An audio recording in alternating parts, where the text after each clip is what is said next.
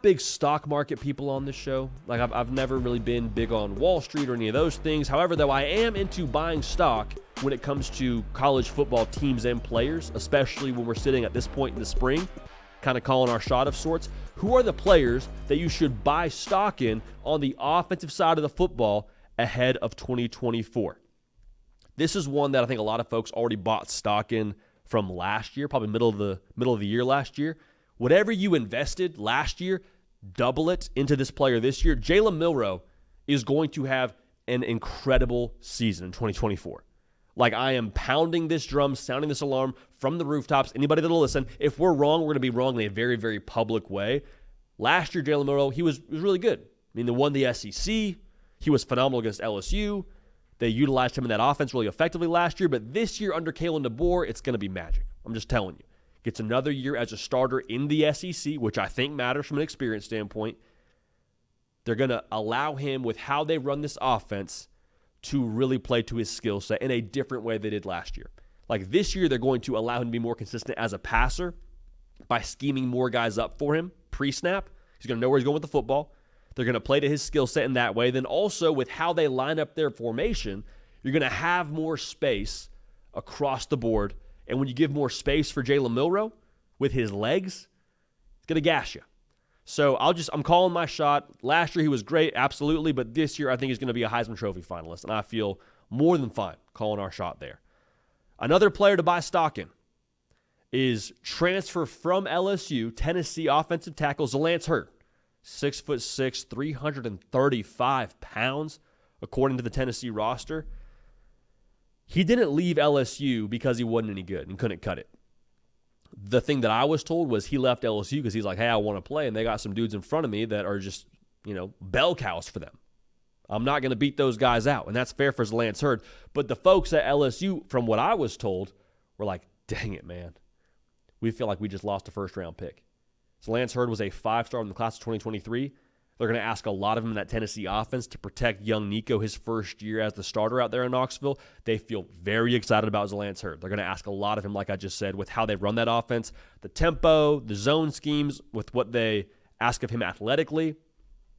Zalance Heard's a player to buy stock in. If you haven't already, buy. Zalance Heard is going to be a dude in 2024. I feel extremely confident in saying that.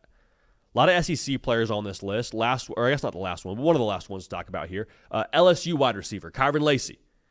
It's kind of been a sidekick the last couple of years because you had Malik Neighbors on the roster. You had Brian Thomas on the roster. This dude's going to be a fifth-year senior. And if you look at who they have playing quarterback in Garrett Nussmeier, my man loves to throw the pigskin over that there mountains. He does. He loves to push the ball deep. Kyren Lacy, when that ball is in the air, it is his football. He is a 50-50 machine. 6'2", 215. The offense in itself will be very wide open under Joe Sloan. It may not look the exact same as it did last year with Jaden Daniels at quarterback for you, but I still believe it's going to be spread you out, go deep, challenge your safeties. Kyren Lacy has had a lot of good years. I think he's set for a great year, his 5th season at LSU. Coming off his best production year from 2023, over 500 yards, he's going to get a lot more targets this year. So Kyren Lacy, physical specimen, going to get more targets, a quarterback that loves to throw it deep, and Kyren Lacy, who I believe specializes in winning those deep 50-50 balls. Massive year for him incoming. Kyren Lacy, buy stock.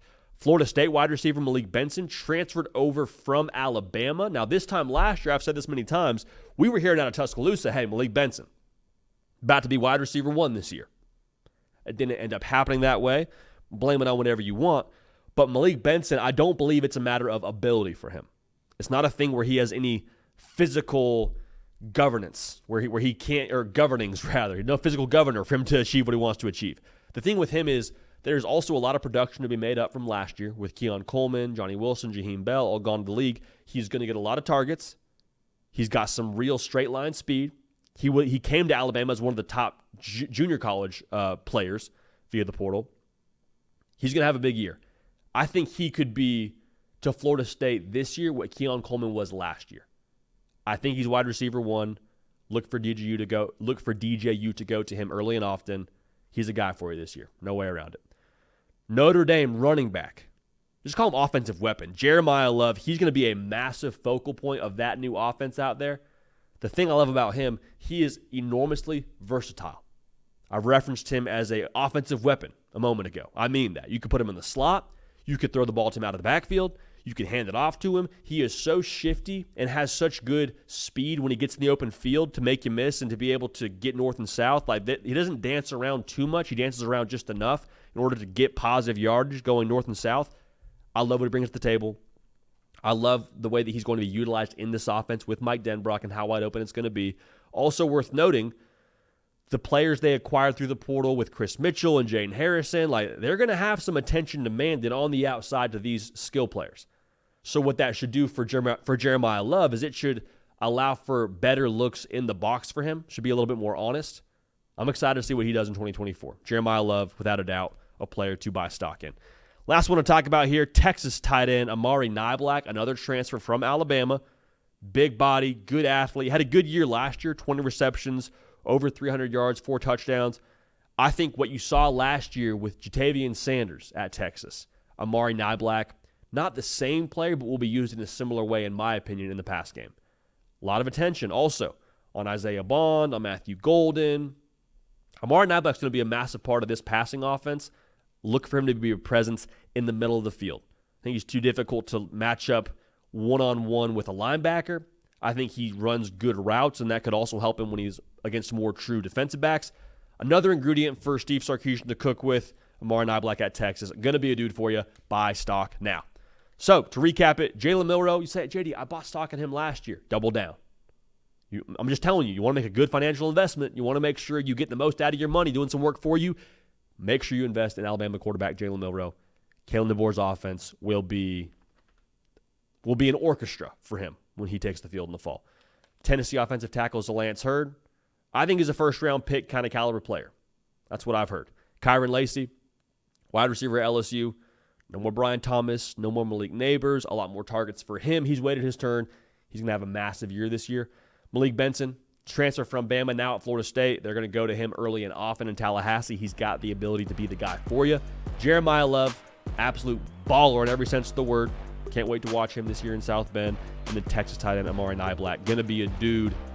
Sark, man, you give him ingredients, he's going to cook. He's going to cook with him at tight end for you. Hey, y'all, thanks so much for watching. Subscribe to the channel here to make sure you don't miss an episode of The Hard Count. Also, be sure to check out other videos on the On3 YouTube channel.